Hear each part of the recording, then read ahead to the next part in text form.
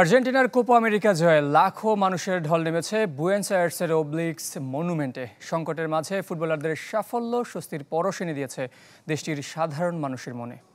বিজলি cables যে কোনো স্থাপনার বৈদ্যুতিক সংযোগকে রাখে নিরাপদ। বিজলি কেবলস, নিরাপদ আজীবন।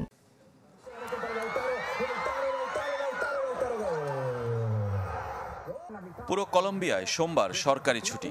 আশা ছিল বিজয় উদযাপনের, এখন সেদিন রূপ নিয়েছে শোকে। আরও একবার সুযোগ হারিয়ে কাঁদছে বোগোতা।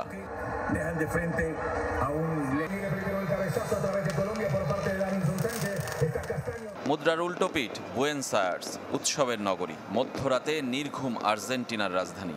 ওবেলিস্ক মনুমেন্টকে ঘিরে লাখো মানুষের উল্লাস। নীল সাদায় বর্ণিল সুউচ্চ টাওয়ার, আতশবাজির ঝলকানিতে আলোক উজ্জ্বল। নেচে গেয়ে উদযাপন করেছে দক্ষিণ আমেরিকা সেরারা। মাত্র ১৯ মাস আগে একই রূপ ছিল বিশ্বজয়ের পর।